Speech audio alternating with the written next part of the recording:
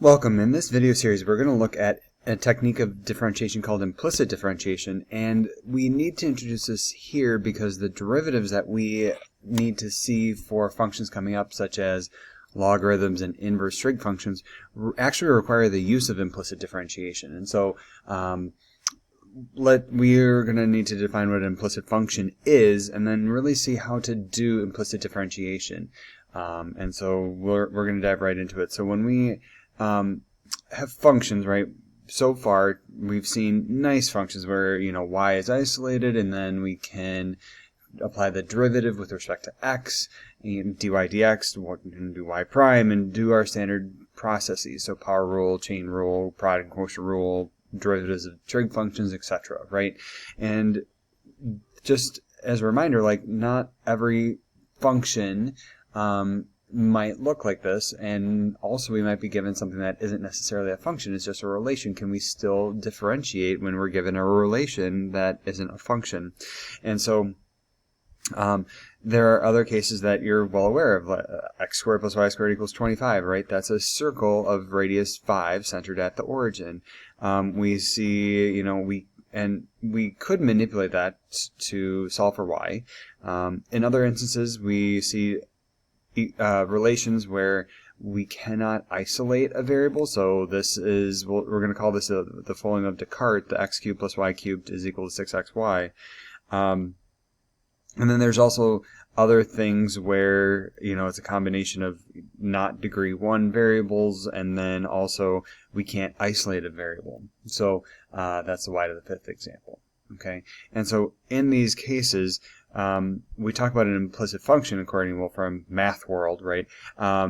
Being a function where the function is defined not explicitly, but rather in terms of an algebraic relationship which cannot be solved for the function in question. Okay, and so we are going to be able to see we are able to do differentiation. It just is going to look a little bit differently. And so here's that circle example that we were looking at in the a couple cases above, right? So geometrically, I mentioned it was a circle of radius 5 centered at the origin, and so it says the instructions here say find all tangent lines to the circle at x is equal to 4. Okay, so we're thinking I'm sketching this, right? So 4 is here, and then if I trace up and down from this x value, right, there should be a tangent line at this point, and then also tracing that down, something like right there. So I should find two different tangent lines, right? And so traditionally what we would do is isolate y. And so we might say y is equal to plus and minus the square root of 25 minus x squared. So we'd move the x squared to the other side, square root, include the plus and minus, and so that would give us each half of the circle. Okay, and then we would say, okay, at this point we would have to differentiate. So do dy dx, so dy dx, and for the sake of differentiation, it might be easier to view this as, say, plus and minus 25 minus x squared all to the 1/2 power, because then I can do the chain rule and say, okay, this is going to be 1/2 plus and minus, I should say plus and minus 1/2 25 minus x squared to the negative 1/2, and then times the derivative of the inside by the chain rule, right? Minus 2x. And so then if I simplify, this would be plus and minus x over square root of 25 minus x squared. Okay, and then from here we would, I'm just going to say sub in x is equal to 4 and make a line. Okay, that's what we would do traditionally, and that works fine. Okay, but implicit differentiation offers a different strategy, and so we're going to use our same differentiation rules. Okay, the only thing that we have to keep in mind is now when we differentiate a variable, and then I have this underlined, other than the independent variable, so the independent variable is typically x. Okay, we have to multiply by the derivative of that variable with respect to the independent variable according to the chain rule. So if our independent variable is x, anytime we differentiate anything other than x, we need to include, say, dy dx. That's what this is saying. okay, or y prime. That just means we differentiated something that wasn't x, and that's a placeholder for the derivative of that thing, okay?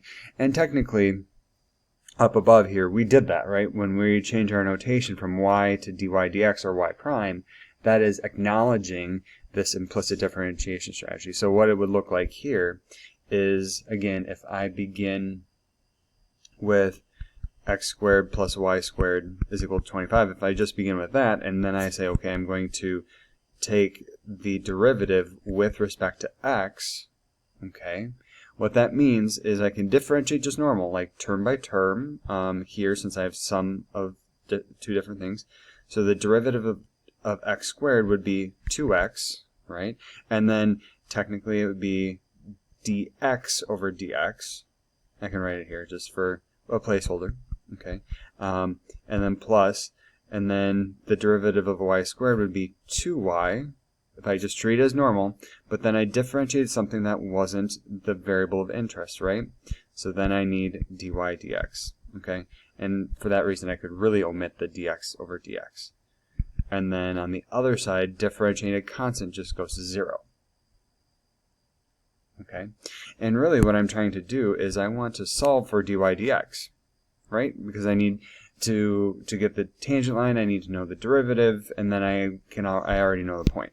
Well, I know the x-coordinate and y-coordinate happens to be 3, but I digress. Solve for dy dx, so move the 2x over and isolate dy dx. I would get minus x over y. Okay, and then so our 2 points are going to be for positive 3 and for negative 3. And I got the y value just by putting the x into the equation. So then here, if I used 4, 3 and the slope, my slope would just be, what, negative 4/3. And then here, the slope would be positive 4/3. Okay? And then I can go and construct my tangent line, right? I can use point slope form y minus y1 is equal to m times x minus x1. Okay?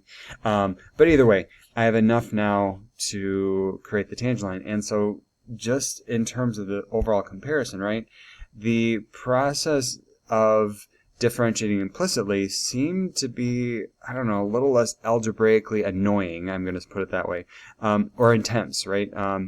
Algebraically annoying or intense compared to the traditional method. So in instances where we have, you know, say we can't separate y out, or we have, you know, x and y with powers that are not just 1, implicit differentiation offers another strategy for us to use. Okay, so this is the overall idea. The videos coming up are just going to be a lot of examples, so brace yourself.